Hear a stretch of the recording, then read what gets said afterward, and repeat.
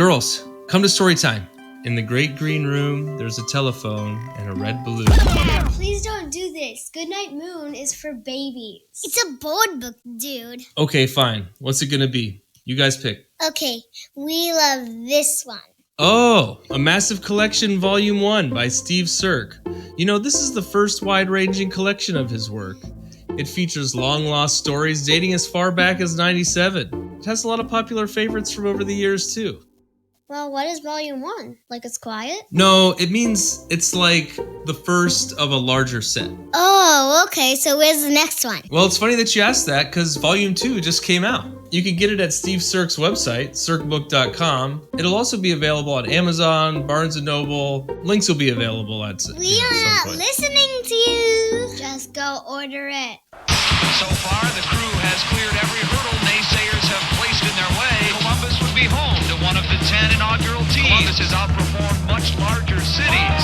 The true success indicator has been from the fans.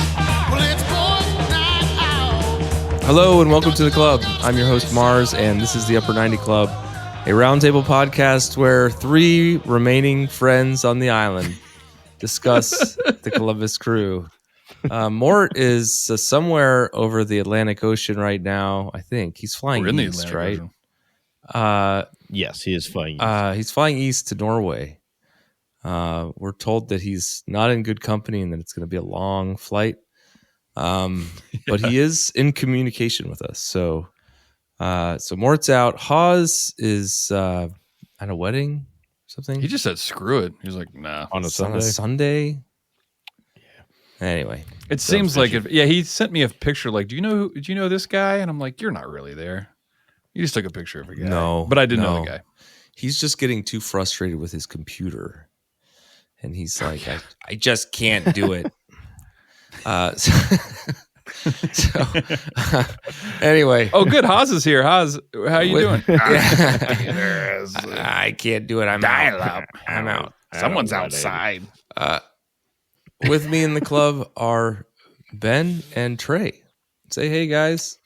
We did it. We did it. We did it. did. We're on this episode. We're going to review the knockdown, drag out Orlando timer reset of years since away playoff game 1 matchup in Orlando. They can't decide between or and. It's like Orlando is like it's like an alternative, you know, like I'm going to Miami we or made this Orlando. joke. We Like did Orlando. Yeah, it was like because then you were like Andor, Norba, Forsor, or Force. Oh, or right, Forsor yeah. or something like that. But sorry yet foreigner, yeah. Okay, all right. Well, Probably an outtake. there are limits to everything, especially my brain. And we're going to read you the internet to explore those expanses, and we're also going to talk about the Hell is Real game.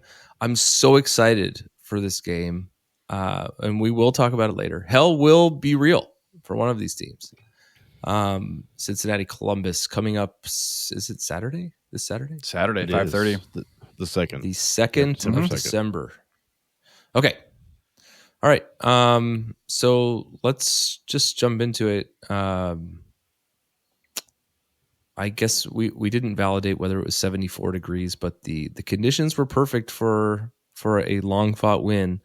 Let's start with the lineups. Ben, do you have those? Yeah, up top we had Matan, Cucho, Rossi, Morris and Nagby in the middle per usual, Yeboah on the left. Farsi got the start on the right over Grussel. That'd be the only like real talking point. And then Moreira, Camacho, Amundsen, and Schulte or goatee. Goatee? Did he We'll have come a back to that. goatee? No, I was trying to get goat, like greatest of all time in there, and it was goatee. I bet he would look It didn't pretty land good for with a crap. gote though. Like I started, I don't think he you can know, grow one. Probably. he's kind of got like a Keanu Reeves vibe, you know. Like I could see him. I could see him rocking the goatee. He could do it just as like as his badge, you know, like a badge of honor, as the goat. Do you want to talk about Farsi now? I mean, I was kind of surprised we talked about his start in the last game, what the implications of that were for the star signing of Gressel mid-season. I mean, do you want to talk about that now? What do you think? Yeah, we can. Yeah, we can. I mean, I guess I was more surprised that Gressel didn't make an appearance. Yeah, that's what I was going to say. You didn't know that when the lineup came out, right? Like, no. No. I'm not saying that's what you're saying, but like, I don't know. What I was just surprised at the fact that Farsi got the double start. I'm like scratching my head. Like, I think what he was able to provide in the last Atlanta game got him the start in this game. But I thought it was going to be, Gressel coming in at 70, 75 as an impact, especially as we were drawing closer and closer to full time, still at 0-0. Yeah. Yeah. Yes. Yeah, I'm 100% with you. And I hope we'll talk about the sub strategy later. But okay, so I don't know what you guys think. We can just kind of talk through the game. Typically we just talk through the goals, but there were none for quite some time.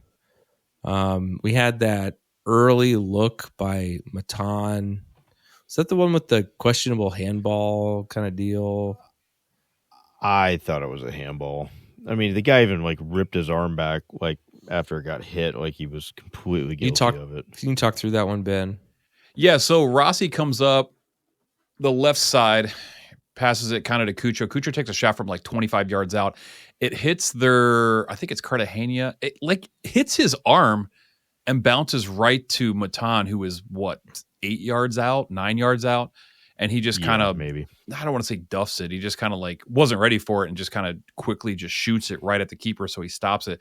My issue that I did not even see, and I don't even know, did the commentators say anything? Did anybody say anything? No. But it is looking back, because Trey texted to the group like, hey, that's a handball. And I'm like, when? And you're like, yeah, during the Matan thing. I'm like, you actually, yeah, maybe. And then now that we look back, his arm literally gets hit and shoots out. And that's what stops the ball and plants it right at Matan.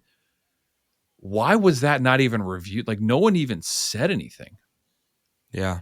Like, I feel crazy. And this is something that I actually just saw in the Houston game, where if someone has like a great opportunity, everything before that they don't call anything.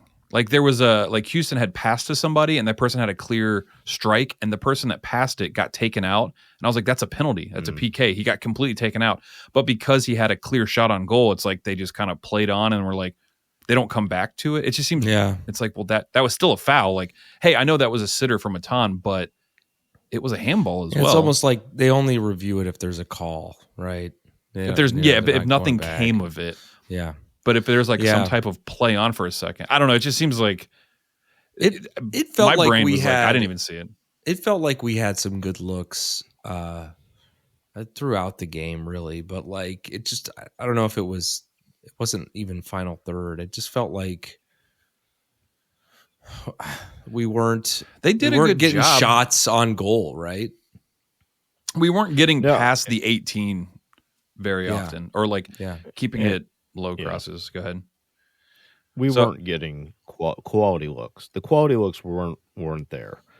And when we were, something like Matan happening, their keeper played really well.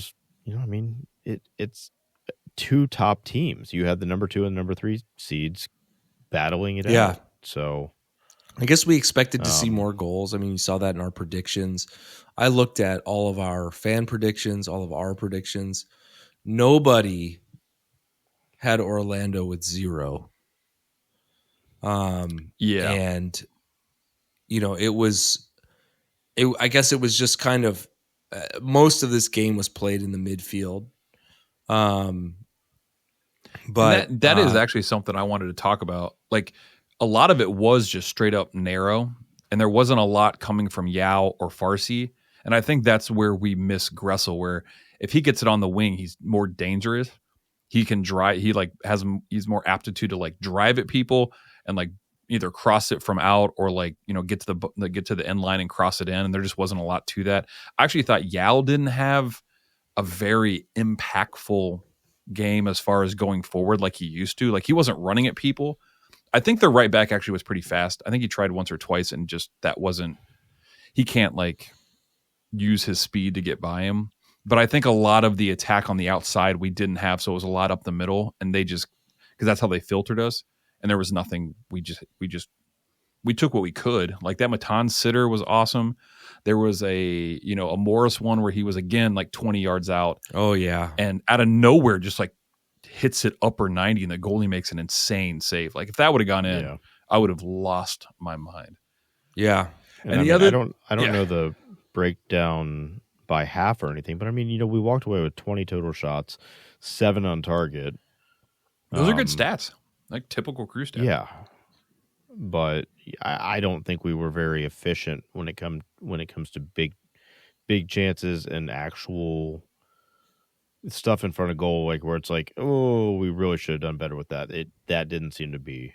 We were playing really well, moving it through the midfield, and a lot of chance creation, but not exactly clinical in the final third. Yeah, I thought Rossi had a good game, except for that final little bit. I think we were just a little bit off, which could be jet lag from like Cucho traveling. I was going to just say that. Yeah, what do you think about Cucho? I mean, I heard the commentation there. They made that comment like, "Oh, the guy's been traveling. He didn't play for Colombia." But what'd you think of his game? I mean, I love blaming stuff on travel. Like, oh, I know you do. And he got like no sleep. I'm the human aspect of it, but I think he was up for the game. They did something that previous teams had done, and it ended up costing them. Where we were using Aiden a lot through the middle to connect the forward, and they were constantly stopping that by fouling him to the point where. Again, same thing happened in Atlanta. Same thing has been happening like throughout this last back of the season, where their solution to that is just to foul him, like to get on him and foul him. And it was to the point where I think it wasn't a due on the call, but he kept saying like, "How is like Cartagena still without a card?" Let me pull it up. They got carded early on, which will come back to bite them. I think Schlegel got carded on the 16th. And then they don't get another card. Like Cartagena gets carded in the 55th. And Araujo was their other center mid tasked with like fouling him. So after he finally got a card, that Cartagena, their other center midfielder was tasked with fouling him, who was fouling him all game. And that was Araujo. And both those guys were literally just like constantly just. It was a game plan. Yeah, it was a game plan. But in both these games, I've noticed that, considering this is his first full season uninjured, he's extremely mature. I was losing my brain. If I was getting fouled like that all the time, because he was getting legit destroyed. And this is the third game in a row or more. Mm-hmm. And I'm just glad he's not in. I keep thinking he's going to get hurt. Which game was it where it was in the first 15 minutes of the game, they were talking about pulling him out? I think it was the home game. The game 3 against Atlanta, he went down for a while. They targeted him. Yeah. It was that game or the one before. I for some reason I feel like it was Doran, so it would have been a home game. But talking about it, but it looked like they were going to pull him off because he was slow to get up, and I think he made some kind of signal to get subbed out very early in the game, and I worry about him getting targeted and having some kind of prolonged recovery period, right? I don't know. It's crazy. And it's just crazy. And what we said, we saw evidence until later. We saw evidence throughout the game that it seems, to fuel the conspiracy, that it seems like they're letting these players get away with a lot more in the playoffs before carding them. Right. Which is frustrating because it's like, hey, man, if that's your game plan and you're letting this guy get torn up and then you're carding him in the 70th minute, that means 70 minutes he's gotten away with just not allowing us to play soccer. You're just right. I think Cartagena had like 6 fouls in like 5 minutes or something like that. And it was like, dude, what? I mean, as a ref, it's like, get it under control, man. Like, obviously they targeted him. Like, you can't do that. Like, it was so frustrating. But then, on to the 77th minute. So Schlegel gets a red or a yellow card earlier on. This time there's a ball over the top. I can't remember who hit it, but it's a great ball over the top to Rossi, and Rossi's just running onto it. And he gets clothesline. It looks like he got clothesline, but really he just got held back. It wasn't half as bad, but in real time it looked like he literally was like off the top rope. Yeah, and he's on a yellow. He knows he's on a yellow, and it's just obviously. I mean, to me, Trey, what do you think? Yeah, do you think it's a straight red card? Would that have been a straight red card if he did yellow? Oh yeah. No, that's a yellow. It's just two defenders. It's not like he was pretty far out. It wasn't like clear goal scoring opportunity kind of neighborhood. And the ball was skipping past him. He would have had to chase it and get onto it and then do something with it. So no, it was not a straight red. It's going to get the yellow though. I mean, especially when he had done a couple other things throughout the game that was kind of like he was getting warned. Everybody was. Yeah, I mean, that's their thing. That seems to be like the message from the coaches when they play us now. It's like, oh, just foul them. Like they play so fast on the transition. They play so quick. They thrive off chaos. We got to slow the game down. So go ahead and foul them. And it's like, that's fine if that's your game plan, but like there should be cards and consequences earlier on in the game. And we're not sitting here at like 70 minutes and people are getting their first yellow. It's like, dude, come on. So prior to the red, Orlando had made 3 subs in 2 windows. 5 minutes after they made their remaining subs, their 2 remaining subs for 90 minutes, and we had none.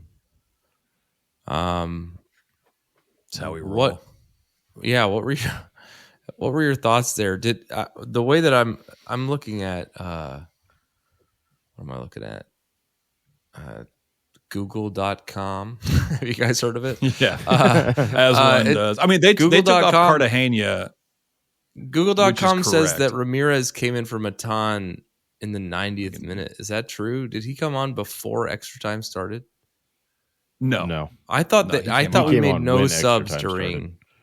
We didn't. No. During regular time. So they subbed during the break, right? Correct. Okay, that's what I thought, but I was confused because Google.com, an up and coming statistical database, was someone might say the Yahoo of search engines. I think this is just another case of the chess game, and everything that Orlando was doing wasn't effective. So he just was holding on to his cards. Holding on to his pieces and just waiting until. So, are you in support of that? Like, are you good with that approach?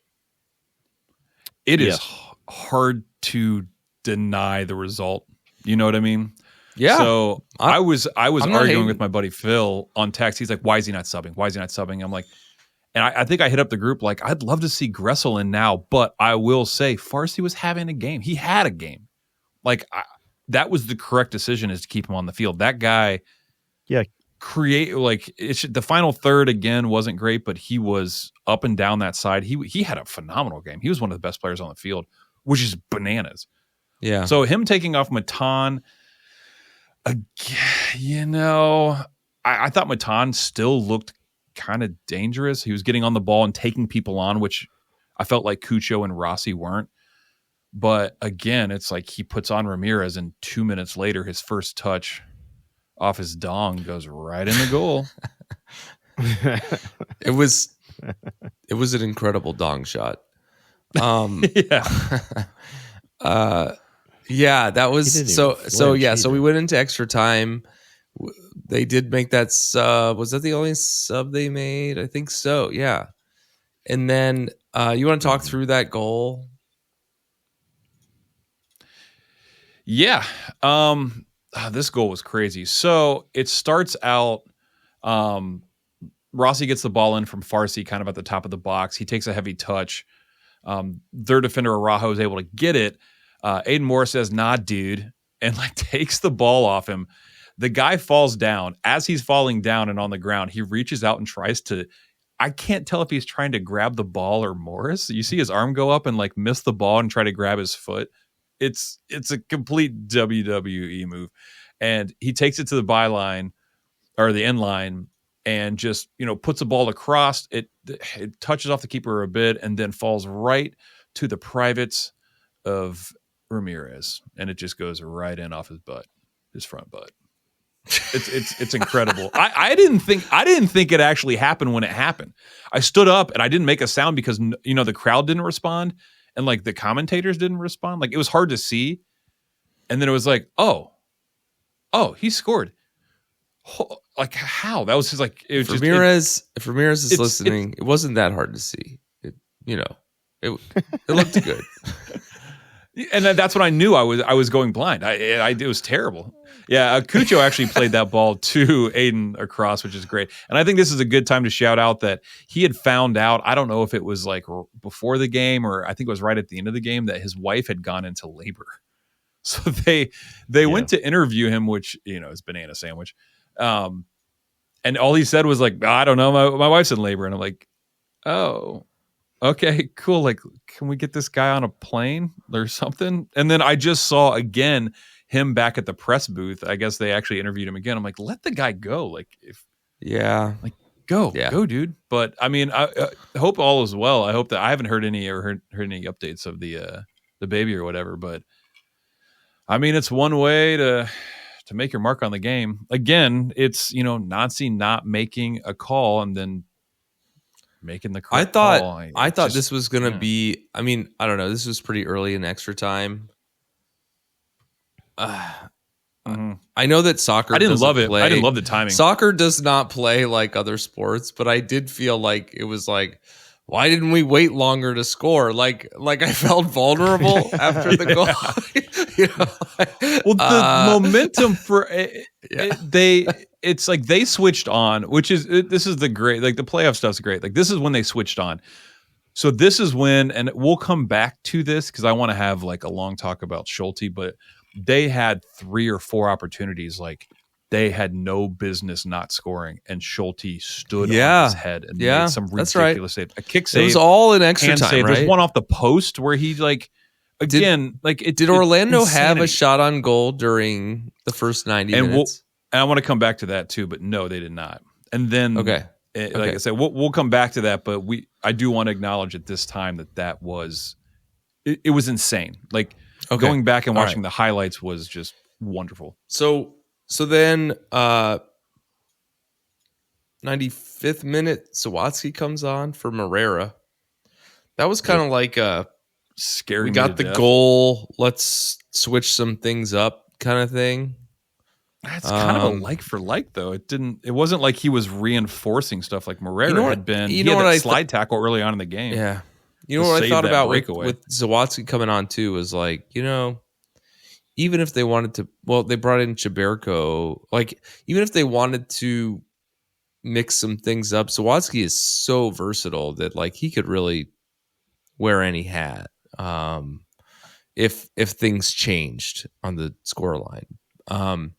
So then, Chiberko came in 105 plus 2, and Molino. But I would say that as much as the goal was commented on in our text thread, I think that the Molino sub with 15 minutes plus remaining was the most animated discourse during the game. Oh yeah. I shut all the lights off. I lit all the candles. I was ready for it. Yeah, I mean, so just like Orlando specifically, in Orlando, giving Molino 15 minutes to harpoon this game. Yeah, dude. But what did I text? What did I send to everybody? So at the mini halftime, whatever. What would you call it? Quarter time? I think it's called mini halftime. No, you nailed it. Little baby halftime. A little tiny little baby. During Jesus little baby halftime. Sweet little baby halftime. Ben managed to, during that that fleeting interval, he managed to text Molino with a goal or assist before the end of the game. And sure enough, I see here, Google.com refers to it as extra time halftime. Extra time halftime? That's what Google.com, if you guys have heard of it. Not on this podcast. Nope. Let's see. So it was toward the end of the game, 118 minutes. Sure. Cucho scores with an assist from K-Mo. Before we talk about that goal, yeah, okay, go ahead. Can it sounds like you want to talk about something else. I was scratching my head before I knew that before we scored or shot the second goal. What was the goalie doing out there? Like, I know he was fielding, he was playing defense. He was pushed forward or whatever, but like, why didn't he get back after the prior play ended?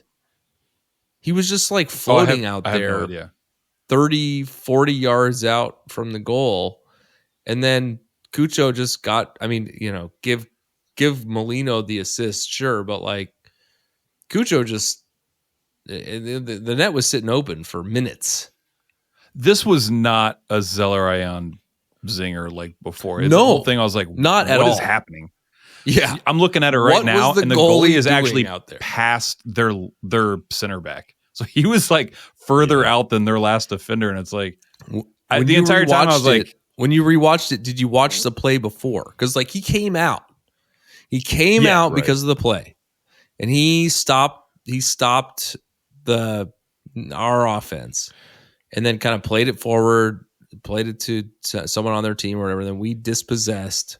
Molino got a pass from somebody, passed it to Cucho, and the goalie was just not back. Like, what are you doing? No idea.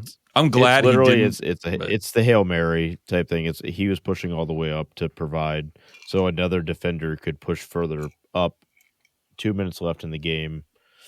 Yeah, gamble. That's what it was, and they got burnt. Yeah, I agree. But like, burnt. I'm looking, and their like, it's not like everybody was up because there was a defender behind him. You know what I mean? It's like, yeah, right, right. Why don't you guys like give a high five and go back? But hey, man. So yeah, their left fullback sends a huge crossing, kind of a Hail Mary.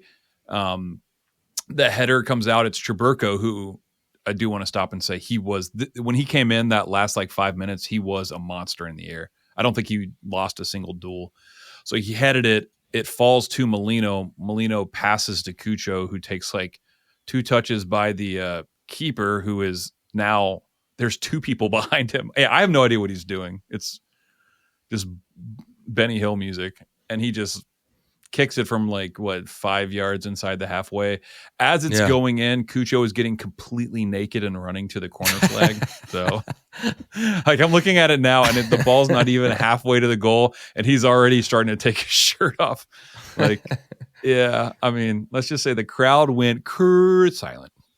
And we completely, there was like nothing. Yeah, it was. They went silent because they started filing out of the stadium. Yeah. I opened Twitter because I was like, I wonder how many like, why is he wearing a bra comments were going to come up. I'm like, yeah, let me go ahead. I didn't see Why any. Is he still wearing that bra after we shamed him the last time? Okay. So that was the game, really. I think we have more to talk about just on individual performances, but we've been going for a while here. So let's do that when we'll be right, Trap. This episode of the Upper 90 Club is brought to you, as always, by Supporter Supply Company. Hi, friends, this is your good pal Morgan Hughes, here to talk to you about a serious issue facing 96% of all crew supporters in Columbus. Why, not enough free shipping, of course. For a limited time now, through the eventual heat death of the universe, Upper 90 Club listeners can use the promo code Upper90Boys. That's boys with a Z on the end of it, at checkout for free delivery on absolutely any order over $10. But Morgan, what if I order $10 worth of stickers or those goddamned buttons? or some other combination of small items that make you want to kill yourself, will the free shipping still apply then, even as you curse our family, while you package up our little tiny annoying ass order for us? Of course it will. That's just how much we here at Supporter Supply value our friends at the Upper 90 Club.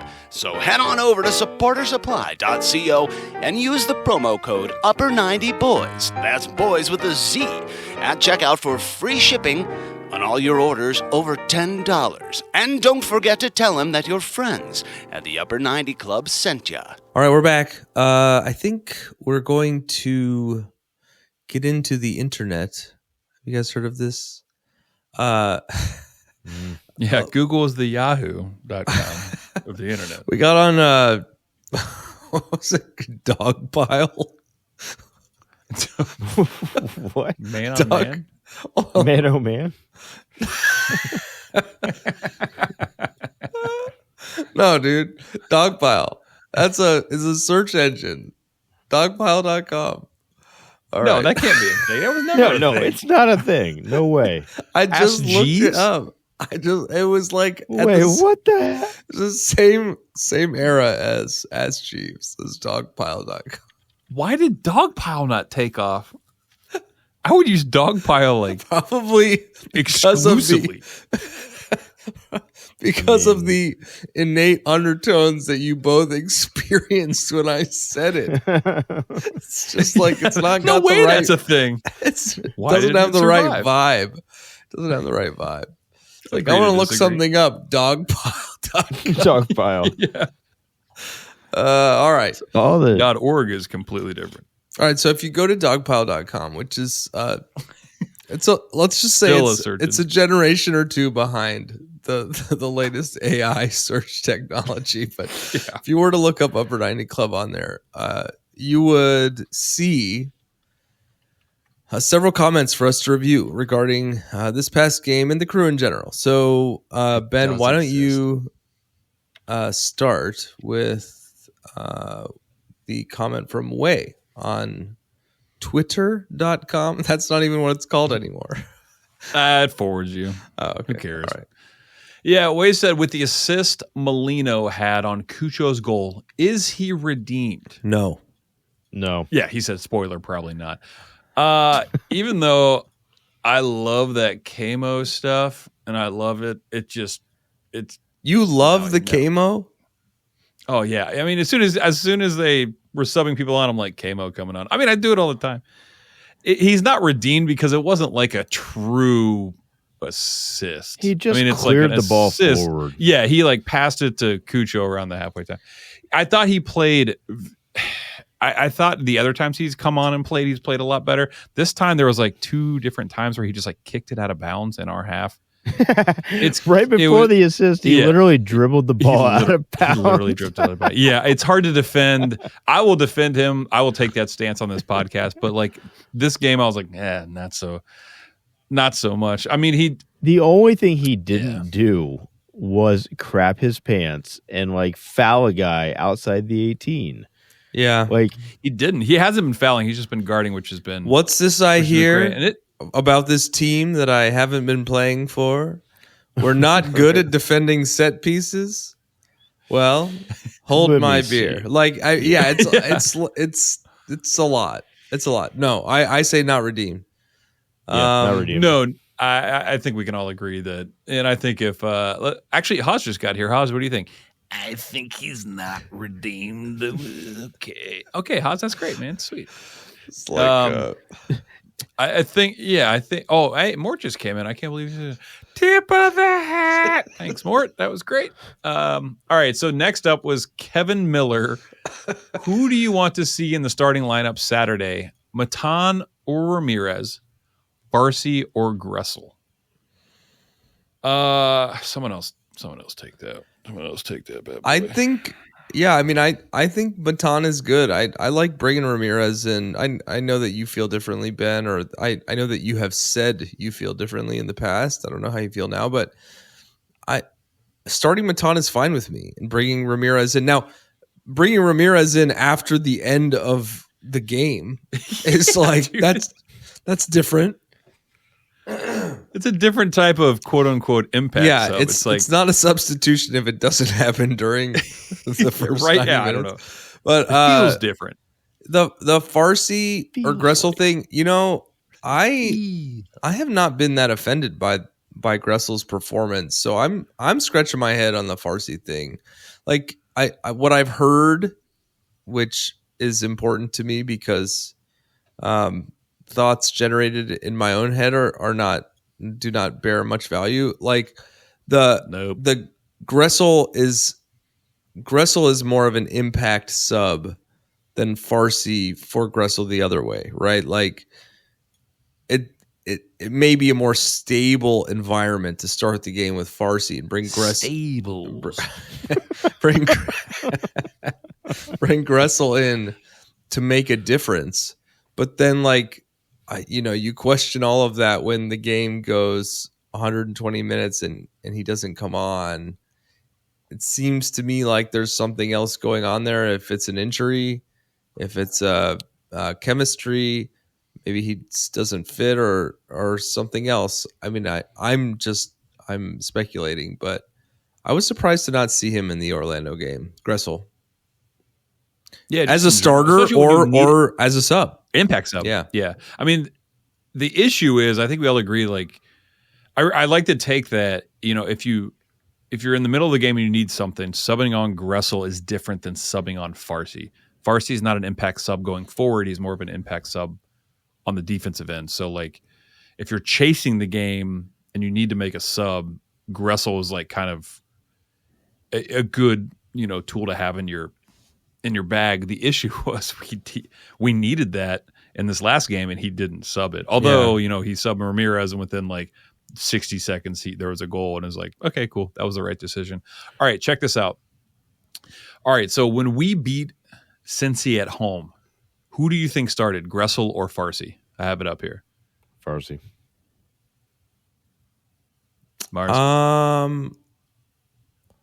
Yeah, I don't know. I mean, the way that you asked the question makes me answer the question. Makes me say Farsi. Like, I don't even know if we had Gressel on the team at that point. We must have, but like it was when we beat them 3-0. The Cincy game at home was our first game back from the League's Cup, right? And I guess we brought Gressel in like sometime during League's Cup, right?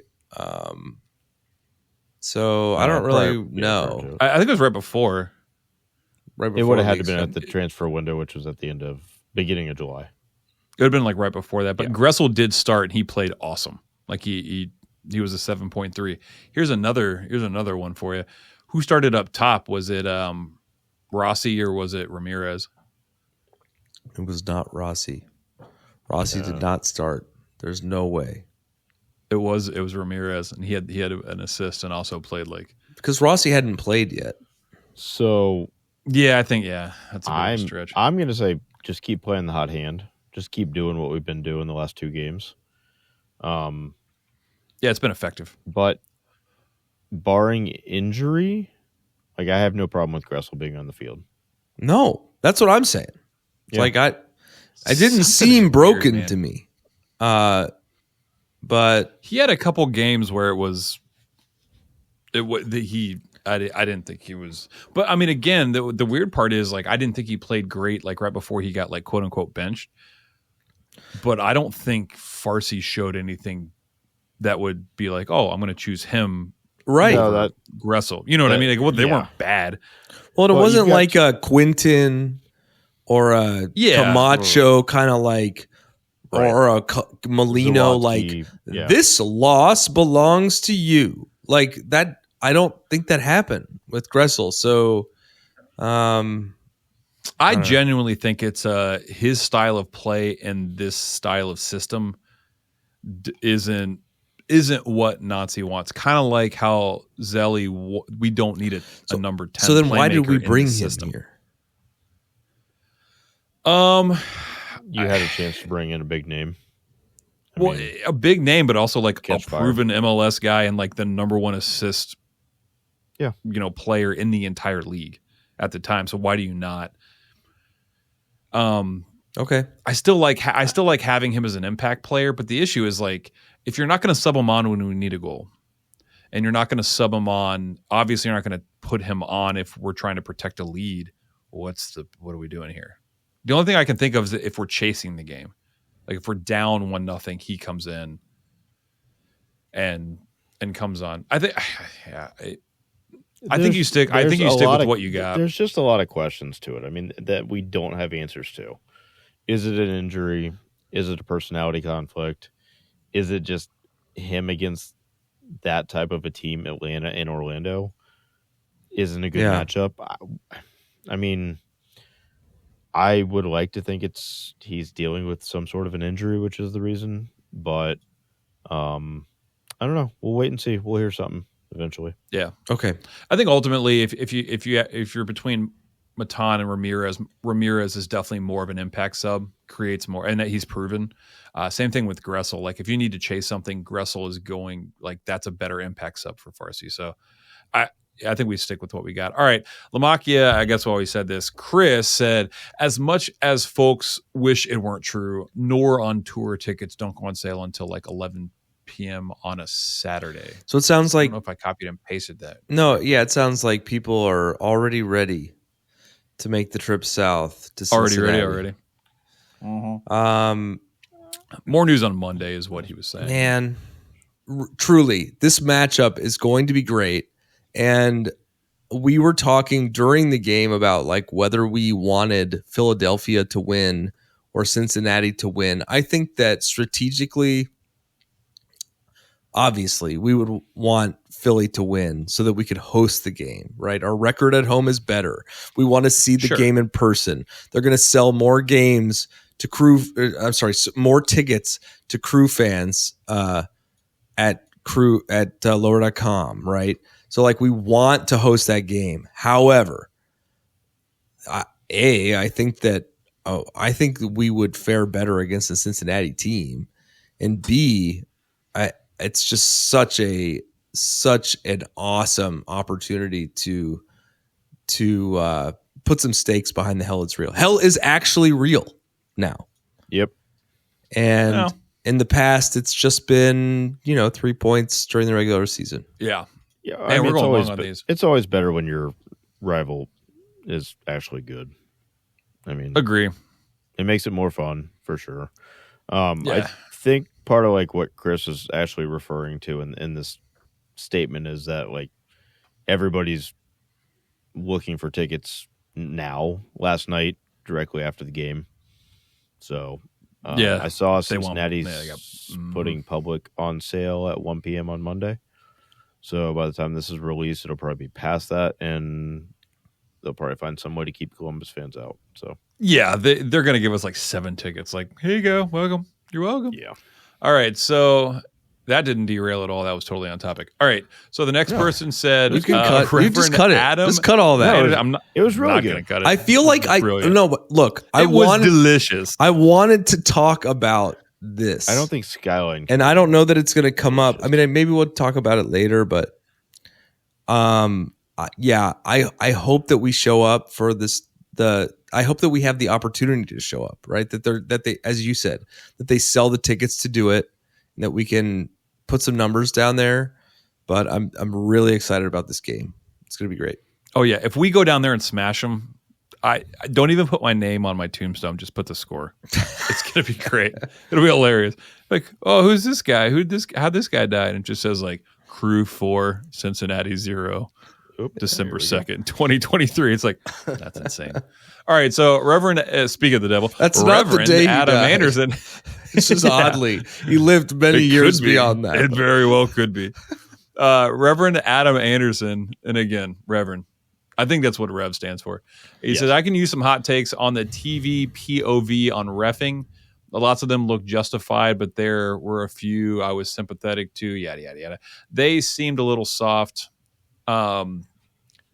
Whatever, man. Like the refing he was at the game. Yeah, for sure. For sure. Also, he said the staff at Orlando, his son dropped his scarf into a lower area and they wouldn't allow him to go after the game when there was nobody there. But salty Orlando people going to salty. You know what I mean? That's where they have all the lions. It's like, it's not safe. Yeah. Reverend is probably like Daniel. Just saying. This is Bible stuff. Right in your face. Oh, is that where you went? Yeah. Totally. Yeah, the reffing was, I mean, I don't know. We do not want to harp on the reffing because it's easy to throw pro referees under the bus. We will make fun of Ted Uncle and like Boingo or whoever that dude was that like gave us 1,000 yellow cards that one game. Yeah, what's his name? Boyko. Bingo Boingo. Boykos. Bingo Bango. That guy sucks. Yeah, we made it out. We on him, but yeah, but we're gonna go. Gonna yeah, it they're whatever. We're not gonna touch on the refs as much as we possibly can. We made it out of there. He's got a good point, but I think when you watched it on television, what may have seemed soft in person were actually legit fouls. From a crew point of view, like you saw it, it was they were hacking. It was the hack a check. Slow them down, get at their ankles, get at their knees, and it is what it is. Like, no, like I don't think it was soft. Like there are times that it could be. There were some questionable calls, but in this instance, I do not think that was the case. Yeah. Yeah. So I think Jamie Suttle also had. Rev, if your son didn't get a scarf back, send us a message, a DM, and we'll get him a scarf. We'll get him a scarf. Yeah. We don't want him being cold. We're against that. Not in Orlando. We're going to warm breezy. him up. I was told it would be 74. Did we get an official temp on that game? I don't know. We got to go to work for that. 74. 74. Okay, so we should also commend the weather people for helping us properly anticipate that. No. Anyways, next thing we're gonna do. Connor says, well, he just put a gif of SpongeBob saying we're so so. That's that's what's gonna happen. I feel like we've been back. Yeah, I don't think back we went again. anywhere. Mm-hmm. It was just that weird game in Atlanta. We will need to, as I mentioned earlier, we had not won a playoff game on the road in over 20 years. We'll need to do it twice in a week. Insane. We'll need to do it twice in a week. And we'll talk more about about what we think will unfold in Cincinnati next week during our prediction segment. So, anything else from the internet, Ben?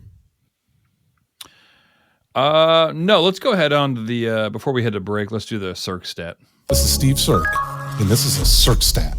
0 shots on target in the first 90 minutes. So I do want to give a shout out to our defense. For 90 minutes, a team that is very, very, very good. They had no shots on goal in the first 90 minutes, which is very uncharacteristic of Nancy's crew system. You know what I mean? So that was awesome. So I felt like moderately confident going in, but the real Cirque stat is, not getting any shots on goal, not having any action, relative. He had some, but they weren't on target. Schulte faced basically 1.5 XG with like 3 or 4 huge chances, like one-on-one in the last 30 minutes. He was my man of the match. That was kind of the stat of having no shots on target in the first 90 minutes was like what I kept like texting out. Like, I can't believe they haven't had, like, we've done really well. But I think the main thing is facing 1.5 XG in such a short amount of time in such a huge game. And how he was able to just be like, nope. And it was like foot save, hand save off the post, off headers, off everything. Like, he was absolutely my man of the match. And I think I sent a easily. Easily. I mean, because the alternatives are Kevin Molino, their goalie, and Ramirez's dong. I'm taking the dong. Yeah, I am too. You should. I think that actually won. Clip it. But yeah, back to Schulte. I was like, I think I put a Schulte goat tattoo ideas go. And everybody was saying the whole orca thing, which I actually, do you guys know the stuff behind the orca? I knew it was like I have no idea. I mean, I could make something up. I think I know what it's about, do you but want me to I make something up? Yeah, let's Nope. go ahead and make something up. All right. Well, so the day that Patrick Schulte was born was actually the day that the movie Free Willy came out. And so what his mom did was she made his middle name Orca. So what's not frequently discussed is that his name is Patrick Orca Schulte, and I'm glad that he freed us of another road upset. Okay, so Free Willy was made in '93. Patrick Schulte was born in 2001. But you're right, she loved that movie. 9 years later, she saw that movie and she's like, hold on. What about Free his Willy middle name 2? actually is Willie, but it's from Free Willy. No way. We'll have to get Patrick on the podcast to talk about it. Yeah, good old Patty Willie Schulte. Cut all of this. Cut it. It honestly has something to do with like Crew 2, and they were interviewing him and asked him about some animal, and he made a reference to an orca or something. Like when they were doing the Crew funny video things. I like Mark's much better. Just leave it in. All right. Let's take a break. When we come back, we'll do predictions for Hell is Actually Real Now and go through the results, the scoreboard from this past game against Orlando. We'll be right back. Hey guys, thanks for having me again. And yeah, once I'm back now with trying to highlight some Crew 2 players that I think could make the jump for the first team, even if it's just as a part-time player. And today I'd like to highlight Thomas Roberts, one of my favorite players in the Crew 2. He's a 22-year-old midfielder from Dallas. And I think he has one of the best pedigrees in the team. He came up through the Dallas Academy. He played for their first team as a teenager, and has been called up for the U.S. under-20 team. Before joining the Cappies, he was also playing in the Austrian First Division. So, dude, as a 22-year-old, has had a lot of good experiences. He goes by Tommy, and in my opinion, he was the best player on the team when healthy. Key component of our success later in the season once he came back from a knee injury, and also our playoff run. I think that he excels in all positions of the midfield, but I think that his best skill set is used as a playmaker. He's an excellent dribbler with a 72% success rate on that regard. And what makes him different is that his soccer IQ is that when he dribbles and he creates that space, he opens up passing lanes, and he has an 87% accurate passing rate for this season. Meaning that he was able to create 18 scoring chances in just 12 games for the Cappies. He started twice for the first team in the last season. In the Open Cup, more specifically, and against London and against Pittsburgh. And I expect that he will be a staple of the team for the tournament again this coming season, especially with how tight the schedule will be. And I've talked to this before. I think the schedule is going to be really tough this coming season, and I think that a lot of these Crew 2 players will be playing for the first team, especially knowing that playing for the first team in these non-MLS tournaments does not count for their limit of 3 or 4 games. I think that if they play for the first team more than 3 or 4 times, then they're not able to play for the Crew 2 anymore. Well, he is very good, he's very talented, but his injury history is a worry. However, I think that the Crew has made great improvements in the injury prevention and recovery department. If we can look back at how bad it was last season compared to how good it was this season. Of course, we've had injuries, those happen, but I feel like players have recovered really well this season, and maybe with the exception, of course, of Will Sands, who tore his ACL, and you can't really rush the recovery for that. I think that the department, the physical therapy department, athletic training department with the Crew should be good enough now that Roberts will still have healthy all season long. He is not 100% guaranteed to come back, but I think he will be. His contract in the Crew 2 is currently being renegotiated, which to me means that he'll be back with the Cappies, but I expect that he'll play for the first team a good amount as well. Of course, we'll have to see what kind of moves the first team makes within their midfield. I expect Morris and Agby to come back, but who else is staying there, I don't know, and if there'll be space for Roberts to play more with the first team. All right, so yeah, Tommy Roberts, midfielder from Dallas, great prospect coming in next season. Very excited about him. Thanks for having me again, and yeah, let's get that Eastern Conference final. Bye-bye. All right, we're back. Thanks, Bird. Thank you, Bird. Birdie. Do you go by Birdie? No, that's a little girl's name. Okay, let's go through the standings without getting into too much detail. Let's get into detail. Well, no, let's not get into detail. Well, so a few weeks ago, before the off week, we were talking about how we were going to score this. Look, I'm just going to say, I'll say it now, and then we're going to let it alone. When we're doing predictions, it's for 120 minutes. So if the game doesn't end in 90, so if the game is tied as it was against Orlando, our prediction is for everything up to PKs. So whether it's 90 or 120 minutes, if we call a draw, that means it's a draw at 120, not at 90 minutes. Okay. So that said, and I say that because it has an impact on where our standings are, and also just kind of the vibe that I was getting from the Twitter predictions that we got. Sounds like that's the general feeling that we have. Is we're betting on what the score is going to be after 120 minutes, if necessary. That said, the current standings are. I am still at the top at 27 points. Trey jumped Ben and has 26 because he predicted a win in regulation. Ben predicted a tie, who is at 25 points. Mort has 21, and Hawes is close behind with 20. I'm so close to winning. I'm so close to being able to bend my arm more. Yeah, the reason was because I had a tie and Mort had a tie.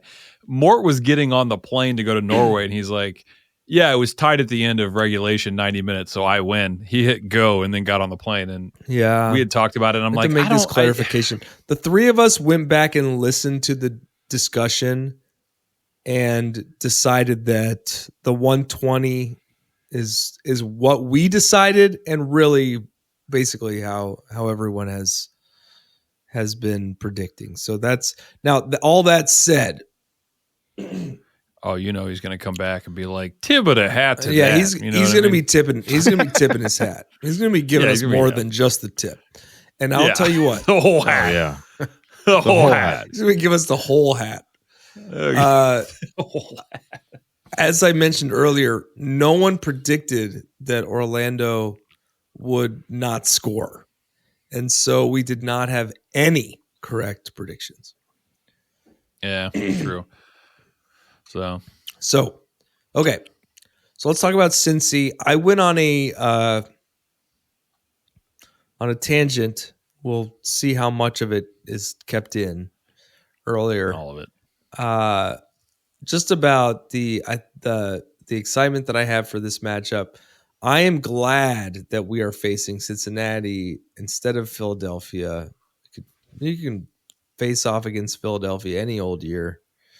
To play Cincinnati in the Eastern Conference Finals, even away, I think adds some drama to the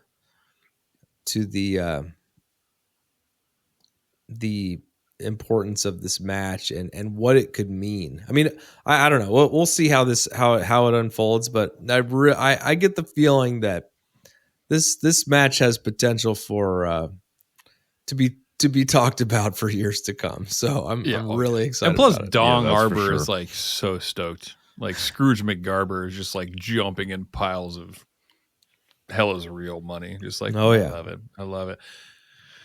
I'm ready. So I'm so what do you ready guys for it. think? I know that we got Hey, quick question before we get going. Yeah. Especially, I don't know if you guys watched that Cinci match, but there was controversy in the fact that he was that offside? Was he offside during that whole thing? Yeah. So it was Murphy. Toward the end of the okay. So when I say I watched the game, I think I watched like the second half. Sure. And I did see the goal that you're talking about, which is in the 90 plus minutes. It's the only goal. Yeah. The only goal. It was 1-0. Cincinnati beat Philadelphia.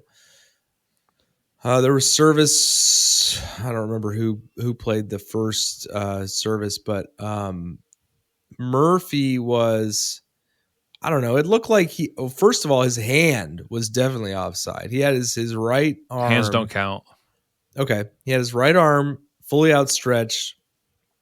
And then he was kind of, it looked to me like he was, say, a half a body ahead of the last defender. He, I think it's been over 24 hours since I saw it. So it's kind of blurring, but I think he headed it in. And then since he scored the game winner, no, he didn't head it in. So Mosquera scored. He kicked it in. I mean, the assist was a header. Yes. Yeah.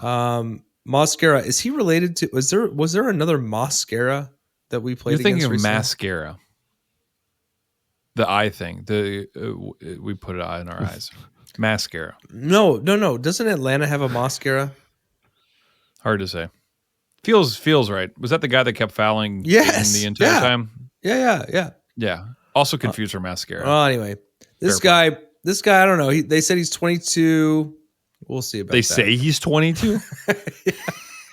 Wow. Earlier in the game, I saw got the fast food problem. Earlier in the game, I saw him he got like an elbow to the chest and he held his face and rolled 4 times kind of thing. So like I was already kind of put off by this guy, but he scored the game winner and I 100% think it's offside. So that's my assessment. Yeah. I mean, the angle they gave was completely offside. Like there is no doubt in my mind. Then they drew the line and I was like, that line's ridiculous.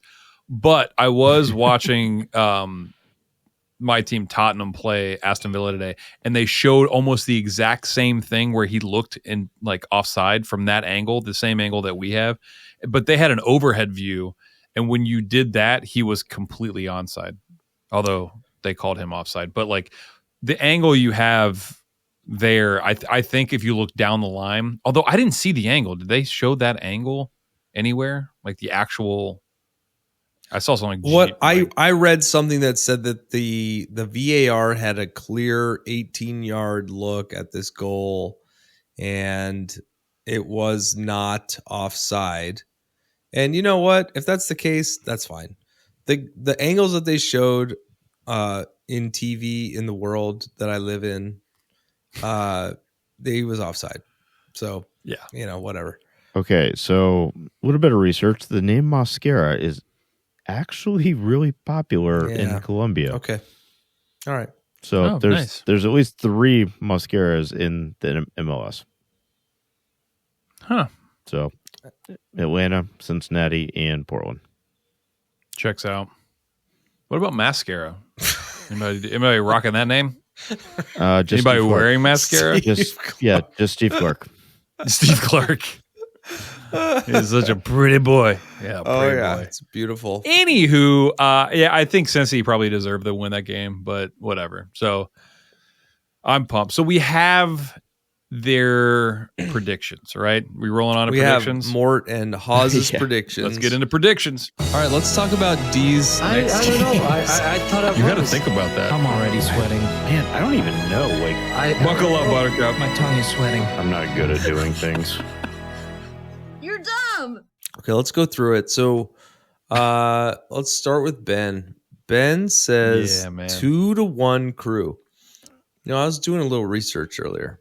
When I say research, How much research? I mean misspelled Google.com searches on the cell phone. 2-1 is actually it's like the most common score. Did you guys know that? Yep. What does that mean? I've heard that. And that I don't remember what it is, like over half of the game. Anyway, Ben picked 2-1. And you know what? Yeah, I'll Amazon use some tissues when I win 2-1. Amazon.com, you mean? Dog. All you got to do is Google Amazon.com on dogpile.com, and you'll get to the website. It's the only search engine I'm using. It still exists. I mean, it looks like Angel Fire, but like, yeah, it's we're gonna do it. It's Google. It was the Google search engine made on angelfire.com. Okay, so okay, Mort said 1-0. 1-0. He thinks that this is let's going to actually. be the game. Mort just got here. Yeah, Mort just got here. We should shoot over to Mort. Mort, what do you think about 1-0? Tip of the hat. You're going to win just by the tip. Just by the tip. Okay, cool. Just okay, so he says 1-0. That is a score line that has not yet occurred this season. We'll see. You know, I was expecting to see a 1-0 against Orlando. Frankly, same. But that goalie, he just couldn't stay in the box. So, okay. What was he doing? Yeah, I don't know. Trey, you said 2-0 Crew. That is the Haas Classic prediction. That is also the can I change it? I line forgot that. from Orlando. He didn't choose 2-0, so you're what safe. do you? Any thoughts there? You think Cincinnati will not score? You think that we're gonna get 2 by their very junior goalkeeper? Yeah, it's like the battle of the youngest keepers of all time, face-wise. No, neither one of them were alive when Free Willy 3 was made. Yeah. So, also, most people on the field probably weren't just alive. Just crunch those numbers. Yeah, Pat Noonan was alive. He remembers. True. Haas said 3-0. I like it. I like the optimism. I mean, it's the last score. I guarantee you he was just like, yeah, we're going to crush them again. 3-0. Oh, yeah. I think it's going to be close to that. I think they'll get one by 3-1 Crew. That's my my stubbornness, I guess. I think it's the third game in a row I've called 3-1 Crew. We'll see.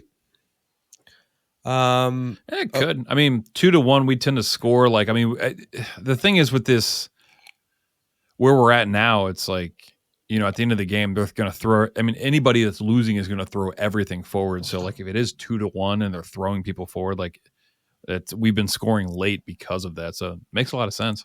Okay. Same thing with 2-0. Thank you for your support. All right. Before we go, I have all my in-laws are in Cincinnati. My wife even said, like, if Cincinnati had Skyline as a jersey sponsor, she would support them. Does she like Skyline? I feel like she's vegetarian or vegan or something. Not when it comes to Skyline. That's not how that works. I mean, Listen, I'm vegetarian. It's not meat. So. Skyline. I guess it isn't meat. When we leave Cincinnati, like when we're visiting her folks, we always stop at Skyline on the way out of town because there's no Skyline in Chicago. Shocker. So, but also like Cincinnati has so many great companies that they could have for jersey sponsors, like Mercy Health. I'm just not super enthusiastic about who's on our jersey now, Nationwide. Mm-hmm. You know, they got a lot of money. And the thing is, their headquarters are here. I know. Like, the big headquarters are like what? AEP, Nationwide, and then you have like L Brands, Abercrombie. Yeah. What else do we have down there? Worthington Industries. Industries. Cardinal Health. Cardinal Health's a good one. Scott's Lawn. Yeah. Well, so we had Barbasol. We had Acura. Yeah. What was that little jingle? Acura's not originally from Columbia. You know, yeah, but they got that big Honda. Yeah. I don't know if honestly, when it comes to cars, I don't know. I know. Yeah. What was that Barbasol I jingle? know. What was that? What was that? How did that Barbasol jingle go? They ran all those Close shave America. Close shave Barbasol. Yeah, that was Close good. shave. I liked loved Barbasol. What was your favorite? That was the best. What was your favorite jersey sponsor? Barbasol. Snickers. Was that affiliated? Like, Yeah, it's No. local. Snickers is local. Snickers is local. No. Snickers is the best bar. It's the best Yes. bar. Disagree. Yeah, all around. Everything. It's got it. No, 100%. Milky It Way. is all 100%. around the I mean, best. like, if you're looking Milky for Way has some no nuts. strange, you can find something better Clip that. than Snickers. But like Snickers truly is. Yeah. It's like it's Probably. the center. It's the center. If you're like switching to the left hand, Milky Way maybe, but like you gotta keep on the right. No, That actually makes a lot of Zagnut. sense. Zagnut. Stop with that. No one did say. And Zero Bar, I get them confused. Zero is Barbasol. Snickers We can with agree. the white We can chocolate. agree that Barbasol. Zero is isn't sponsoring any soccer teams. Let me Okay, just put wait, it hold that on. way, okay. Wait, I have a real question. Maybe Cinci. Burn. So yeah, man, Cincy. They got Grippo's chips. Cinci's Grippos? Yeah, Is it man. really? Is that where is it? I do love Grippo's chips. You know what I love? Grippo's pretzels. It is What? literally 250% of your sodium and 1/4 In of one- the bag. one It is pretzel. bananas. Literally one pretzel, and I had to go to the hospital. All right. Well, so before we sign off, I just as we're talking, I've had the LA Seattle game on the whole time. And they just finished. So LA just advanced, which means that the semifinals have concluded, which also means that the second round of the bracket has closed. So I just want to give a quick update here. Yeah, player of the on match was the goalkeeper that his leg fell in half during what was it? Was it last year? Oh yeah. Yeah. So player of the match was so it looked like Seattle actually probably had the better of it, but hey, Seattle looks LAFC great. matches. Yeah, but LA, I think it was 1-0. Also. So it's LA, Houston, us, Houston. Cincy. That's I mean, Correct. These are some good teams. Correct. So at the top of our bracket challenges, Hawes with 480 points. Behind He's going to win him- the bracket challenge, but he's going to lose our challenge and have to. Yeah, wear that's an the- interesting wrinkle. Behind him are Can we call three... him interesting wrinkle? You should see his elbow, dude, from that surgery. That's an interesting wrinkle. All right. We got Brian S. is in second place with 435. Matthew D. And Way are tied for third place with 405 points. Dang. U90 Mars and Top Ben S. That's you. Doesn't matter. I have Seattle winning again. So. Actually, I'm ahead of you. I have 375. You have 360. Trey, you've got 330. Tied with Kevin M. Still scratching my head on that one. Kamo. It's never too late for Kamo. And dead last is Morton Crosby on a flight to Norway. All right, guys. That's it. Let's go to Cincy. Let's get that second away playoff win in 20 some years. We can do it. It's close to home. So you're telling me Schulte wasn't born when we won the last away match? Right? It's got to be. He's 22, right? Go Crew! Yeah, go Crew. Go Yeah. Thanks everyone for joining the club. We hope you'll listen next week and every week, even in the off season, to celebrate or commiserate. We'll save you a seat. If you like this podcast, please give us 5 stars and subscribe. You can email us at upper90clubpod@gmail.com. That's upper90clubpod@gmail.com. Follow us on Twitter and Instagram at upper90clubpod. Go Crew!